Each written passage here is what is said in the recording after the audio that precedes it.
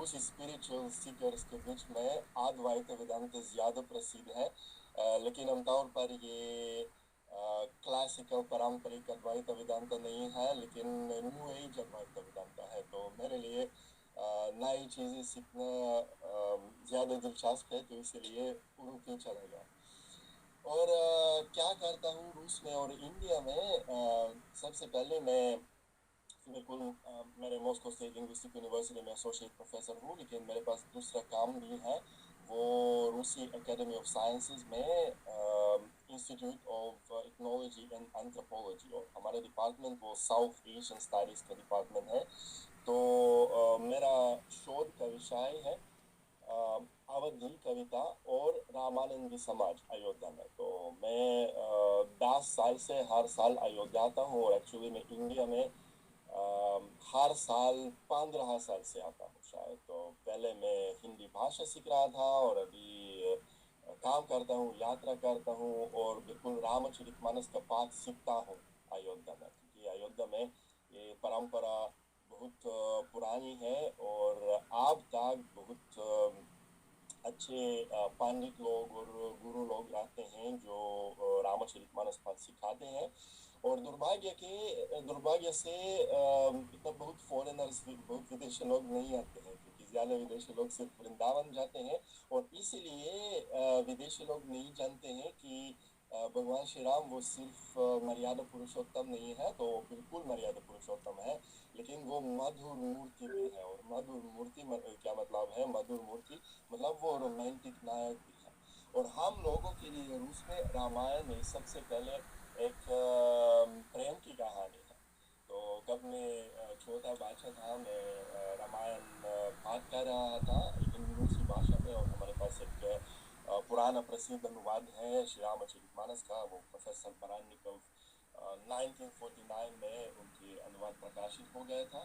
तो इसीलिए मैं श्री सीताराम की कहानी बचपन से जानता हूँ, और अभी रामायण पर मैं प्रोफेशनली काम करता हूँ। तो ये एक हॉबी था, अभी तो ये काम है, और इसलिए मैं बहुत बहुत खुश हूँ कि मैं ये काम भी कर सकता हूँ।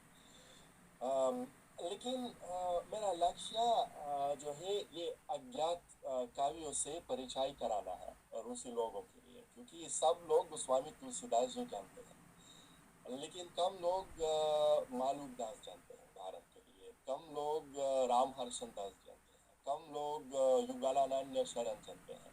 अयोध्या में एक प्रसिद्ध आश्रम है और गुरुपीठ है, लक्ष्मण किला। अभी वो बहुत प्रसिद्ध है, क्योंकि अंतर्राष्ट्रीय रामलीला चल रही है इसके आसपास, लक्ष्मण किला के आसपास। लेकिन लक्ष्मण किला का स्थापक स्वामी गलानन्य शरण थे, वो एक राम रासिक काव्य थे। राम रासिक मतलब उनके लिए सीताराम की कहानी, वो प्रेम की कहानी भी थी, तो उनके पास अलग अलग कविताओं भी है।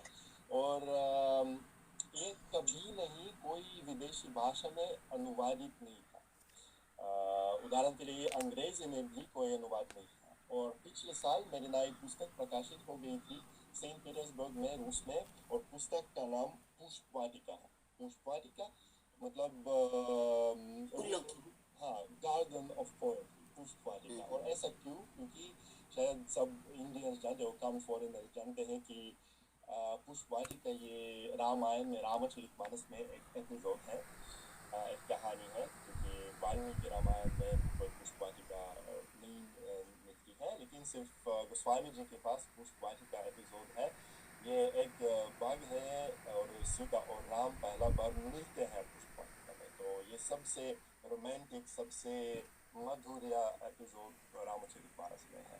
तो ये पुस्तक एक बाइलिंगुअल पुस्तक है, तो हमारे पास पूरा हिंदी में पता नहीं, अगर आप देख सकते हैं, शायद नहीं, लेकिन ये बाइलिंगुअल हम देख सकते हैं, देख सकते हैं। तो ये एक बाइलिंगुअल पुस्तक है। हमारे पास अवधी भाषा में और भोजपुरी भाषा में ओरिजिनल्स है, और रूसी भाषा में अनुवाद, और थोड़ा थोड़ा बहुत कमेंटरीज पे है। तो इस पुस्तक में बिल्कुल मैं गोस्वामी जी को सम्मान देता हूँ, और कवितावली से दोहावली से कोई कवियों के अनुवाद इसमें भी है। सब लोग जानते हैं, नाम राम को कल्पो तरो कलि कल्याण निवासो जो सुमिरत भयो भंगते तुलसी तुलसी दास। तो ये हमारे इतिहास भी है, सिर्फ गोस्वामी जी की इतिहास कहानी नहीं है, तो हमारी भी है। तो बिल्कुल गोस्वामी जी को, कबीर जी को सम्मान देता हूँ, लेकिन ज्यादा मेरे लिए वो ज्यादा दिलचस्प था बाबा श्री चंद्र जी की काव्यों की अनुवाद करना। ऐसा क्यों? क्योंकि कोई अंग्रेजी में भी अनुवाद नहीं है, और बाबा श्री चंद्र जी वो गुरु नानक के पुत्र थे, लेकिन सिख नहीं बन गए, उदासीन बन गए, और उदासीन पंथ एक हिंदू संप्रदाय है अब तक। तो उनके संप्रदाय तो अलग अलग बाबा श्री चंद्र जी की के दोहे इसमें भी है। उदाहरण के लिए, हरि हरे राम अरु श्याम सब सगुण रूप धरि आप, श्री चंद्र निर्गुण ब्रह्म ही हर ही जगत संताप। तो बाबा श्री चंद्र जी की दुहावली भी है। युगानन्य शरण की कविताओं भी है इस पुस्तक में, और उनकी कविताओं की कोई अंग्रेजी अनुवाद भी नहीं है, तो सिर्फ मतलब ओरिजिनल है अवधी भाषा में, अवधी और भोजपुरी भाषा में, और हिंदी में भावार्थ है, लेकिन अनुवाद नहीं, लेकिन अर्थ है, भावार्थ है। और ये मेरा पहला प्रयास था कोई विदेशी भाषा में अनुवाद करना। और स्वामी योगानंद शरण जी की दो प्रसिद्ध कविता है, ये नामकंती और धामकंती। धामकंती ये अयोध्या के बारे में, क्योंकि उनके लिए अयोध्या ये सिर्फ एक यूपी वाला नगर नहीं है, तो सिर्फ एक भारतीय नगर नहीं है, लेकिन अयोध्या ये क्या है? ये साकेत लोक के अवतार है। और साकेत लोक मतलब परम पद श्री सियाराम जी के स्थान है परव्योम में, परलोक में। तो इसलिए हमारे अयोध्या नगर वो साकेत लोक के अवतार है, तो इसलिए ये वाइब्रेशन भी ले सकते हैं अयोध्या आकर। इसलिए मुझे लगता है कि ये पुस्तक दिलचस्प होगी सब लोगों के लिए। अगर आप भारतीय इतिहास सीखते हैं तो बिल्कुल ये पुस्तक पढ़ सकते हैं। अगर आपको भारतीय सिद्धांत दिलचस्प है तो भी पढ़ सकते हैं। अगर आप कोई रूसी लोग हिंदी भाषा सीखते हैं तो ये क्लासिकल कविता भी पढ़ सकते हैं, समझने के लिए कि सिर्फ तुलसीदास और कबीर नहीं है, लेकिन बहुत अलग पोएट्स भी थे। और इस पुस्तक में भी रामानंदाचार्य की जीवन चरित है। तो मतलब क्योंकि रामानंदाचार्य वो कबीर जी और रविदास जी और अलग अलग कवियों की गुरु थे, तो इसलिए उनके जीवन चरित है। गोस्वामी तुलसीदास जी की जीवन चरित है। और कोई आधुनिक पारंपरिक फिलोसॉफिकल टेक्स्ट के अनुवाद भी है इस पुस्तक में। 2 साल पहले हम लोग एक रामलीला करवा रहे थे एक भारतीय रेस्टोरेंट में मॉस्को में। ये पत्रियार्शी पृथ्वी के आसपास है, और जो लोग मॉस्को में रहते हैं जानते हैं कि पत्रियार्शी एक बहुत पॉश जगह है मॉस्को में। तो एक इंडियन रेस्टोरेंट है मॉस्को दिल्ली, और इस रेस्टोरेंट में हम पूरा साल 2 साल पहले रामलीला करवा रहे थे। अभी तो उदाहरण के लिए ये बंद हो गई थी, क्योंकि ये लड़ाई के कारण, युद्ध के कारण ज़्यादा लोग रूस से चले गए, और हमारे एक्टर्स, हमारे म्यूजिशियंस भी चले गए दुर्भाग्य से। लेकिन उम्मीद है कि भविष्य में कोई नई रामलीला भी करवा सकते हैं, अभी स्टेज करेंगे भविष्य में। और इंडिया में मैं भी थोड़ा बहुत काम करता हूँ। इंडिया में मैं मेरा शोध करता हूँ सबसे पहले, लेकिन लेक्चर्स भी देता हूँ। तो हर साल शायद 5-6 लेक्चर कोर्सेज भी देता हूँ। एक मेरा लेक्चर कोर्स इलाहाबाद यूनिवर्सिटी में था और फैज़ाबाद यूनिवर्सिटी में था। ये मेरे लिए सबसे दिलचस्प था, क्योंकि फैज़ाबाद ये अभी अयोध्या है, अभी अयोध्या बन गया, और ये एक नगर अयोध्या के पास है। और अलग अलग यूनिवर्सिटीज़ में भी मैं लेक्चर्स दे रहा था। पहले। और ये हमेशा, मैं हमेशा भारतीय छात्रों को बोलता हूँ कि रामायण ये शायद सबसे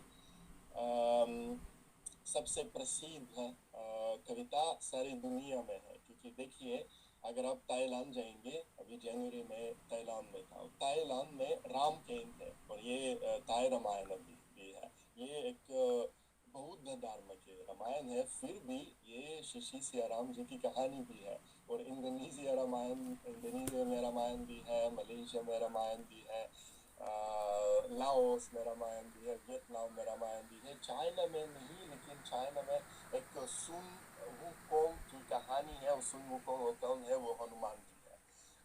बैंकॉक में एक सुन वुकोंग के मंदिर है, वो चाइनीज हनुमान है।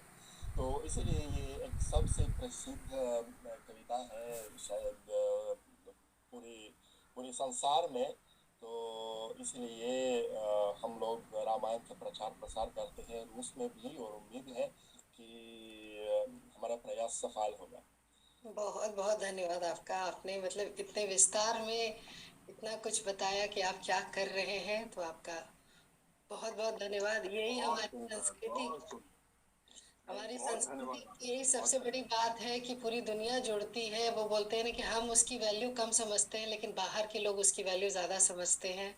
तो ये उदाहरण आपने प्रस्तुत किया है, और आप जिस तरीके से, जिस शिद्दत से लगे हुए हैं, आपके इस हौसले को सलाम।